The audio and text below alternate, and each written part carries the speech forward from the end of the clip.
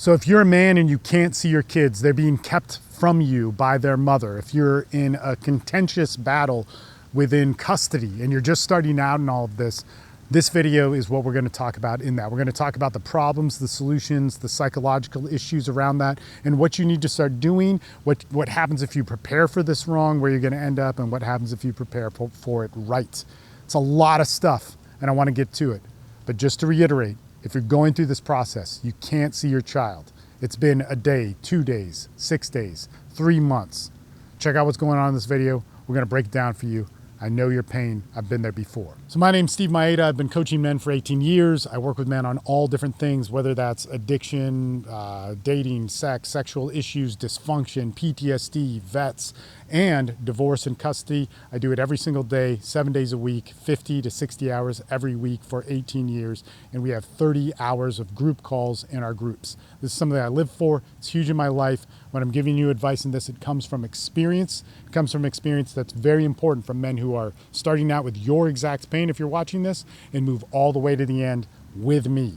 It's not like I give advice, they take it and I disappear. No, man, I'm on the phone with them. We work together and I get a lot of this process, which sadly is very different from the advice most men give, which is detached and authoritative. Is supposed to sound good, all this different stuff, but that's not me. So that's what you're going to get. Now, if you're in a custody battle and you're into the legal process, watch the next video in this series where we're going to talk a little bit about that, because that's mind-bending in itself. In fact, there's so much content I have on that I would really highly recommend for you to watch my 2021 workshop on that. It'll help you out with the legal process. There's PDFs I have. There's also products that I have on it and other videos. This is really before that or right when we're entering into the legal process. But you have to learn how to do that right, because if you don't, there's just so many ways where you could get screwed.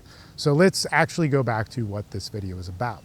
We can't see our kids. We're dads. We miss seeing our kids. We tucked them in at night. We made breakfast for them. We did whatever. And right now, a woman, our ex, or soon to be ex, so she's still our wife, she's still our partner, she's somebody that we still care about. We're bouncing through all those thoughts in our heads, has taken away our kids and we can't see them. She's telling friends and family that we're bad dads and we're trying to argue that argument. And it's something that's noble to think that. It's something that I understand that you do, but it's not going to help you right now. So we got to kind of quiet that down. Now, in this whole process, we also feel guilt. We feel blame. We blame her. We feel guilty about things we could have changed. We think endlessly about what we could change right now and we want to tell her about it. That's also not going to help you, okay? These are things which are I'm sure you have a checklist in your head of what's going on, of what you need to do, but we need to quiet those thoughts down, and I'm going to help work with you on that a little bit here as well.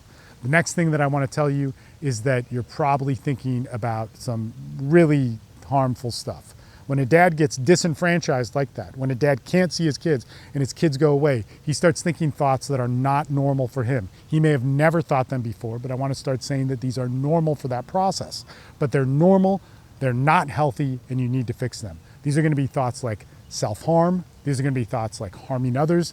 These are going to be thoughts like wanting to know the answers and find out more. They're going to be thoughts like wanting to contact her, and all thoughts that could have bad outcomes. And so let's talk about that a little bit here. So self-harm, everybody says is bad, but when I talk to dads in this, it's not like they're trying to harm themselves because they're mentally ill or have a track record of mental illness, but technically this is mental illness.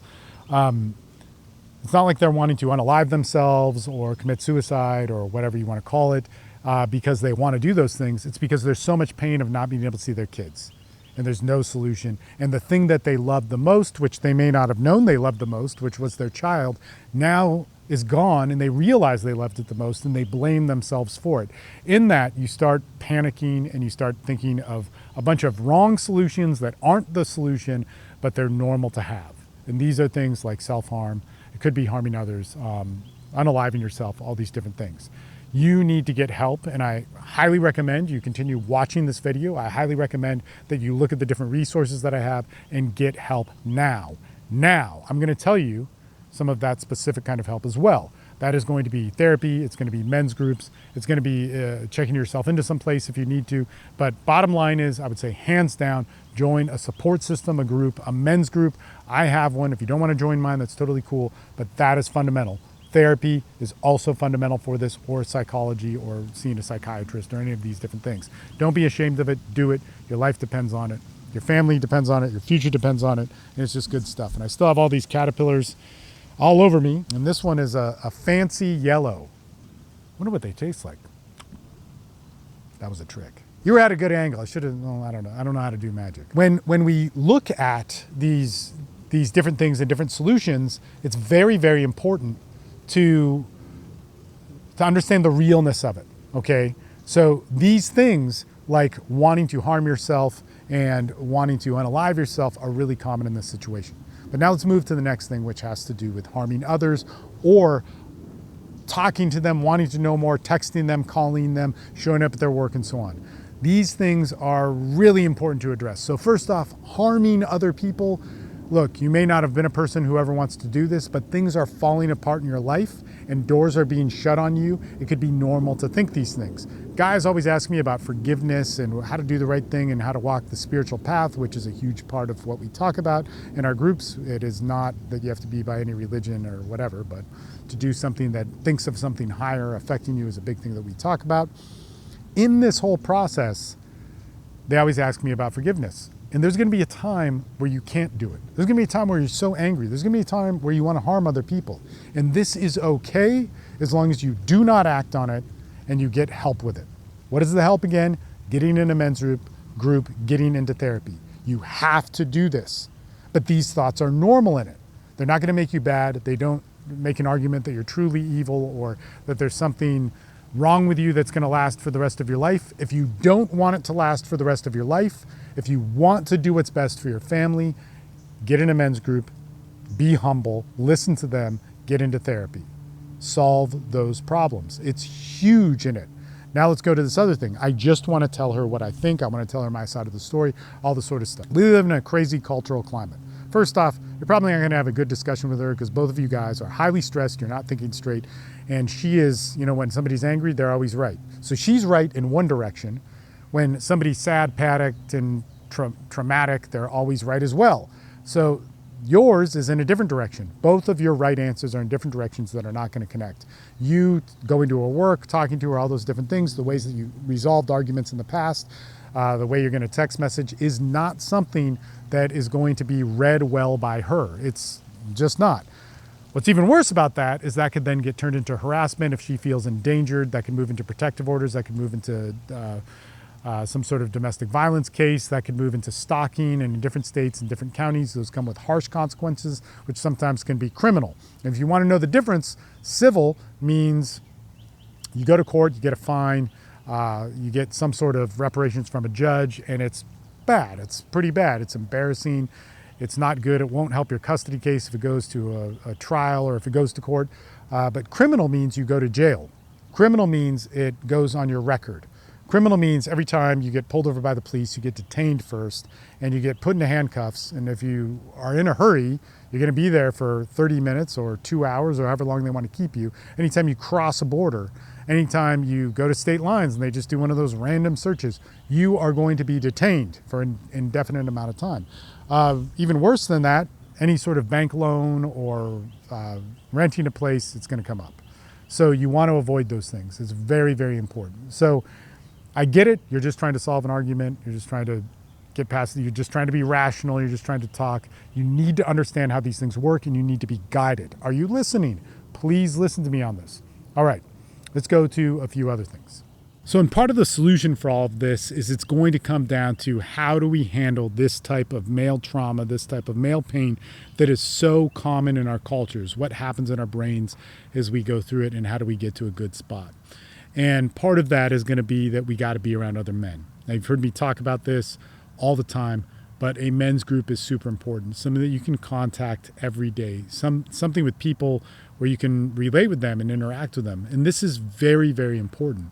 If you bypass this or get past it in some sort of way, you're bound to make a stupid mistake. And some of the things that we're going to talk about in the upcoming videos where we talk about the different phases of this, like the legal game and so on, it is crazy. As I described in another video about this phase, which we actually didn't mention in this video, but we are now, you're going to have a minute by minute hot water experience. A minute by minute, I can't get through this experience. A minute by minute traumatic experience where you're not thinking straight and it's tough.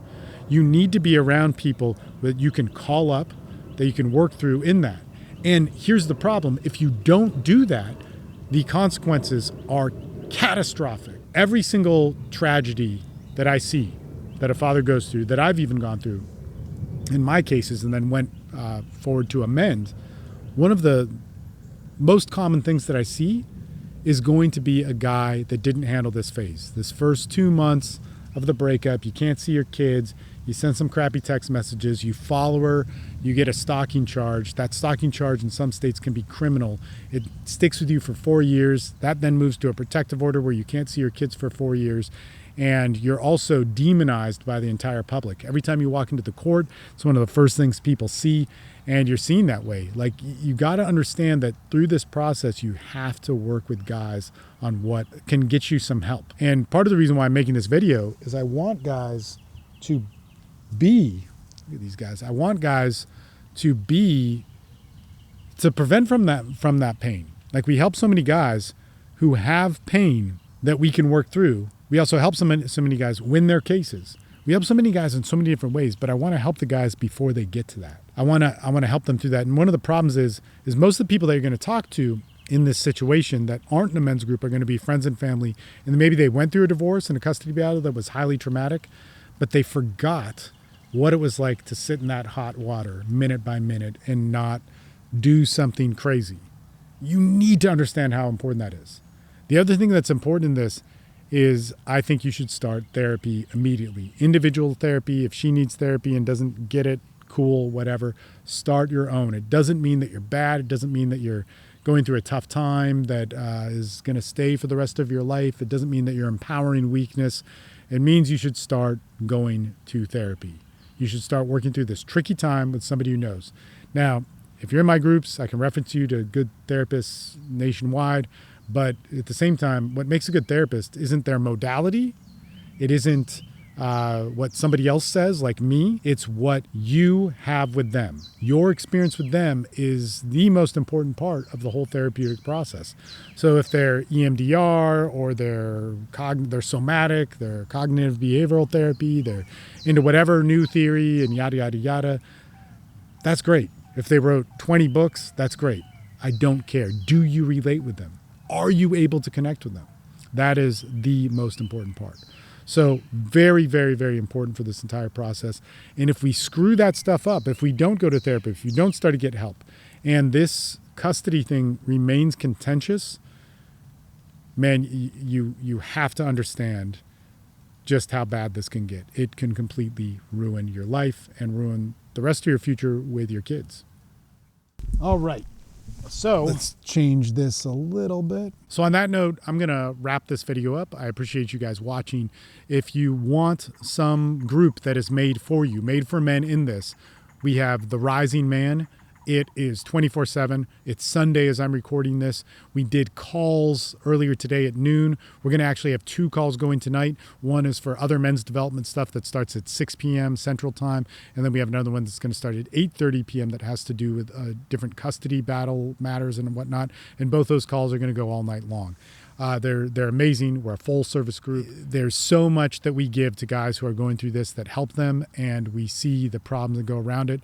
I mean, why wouldn't you be with a bunch of guys who are in the exact same situation that you're in and have found the solution? I get it. It may not be the exact solution you want, but right now you need something, man. And society sells you a whole bunch of BS on what it's supposed to be like to be a man and what it's supposed to be like to be good and what it's supposed to be like to be strong and confident and alpha and all these different things. Look, this is what we do. We've been doing it a long time. I don't see anybody else doing it, and that's a shaming thing. In any case, links are in the bio. Check it out. Check me out on TikTok. Check me out on all the different social media platforms. And if you need help, man, get in my groups. We'll talk. All right. Talk to you guys soon.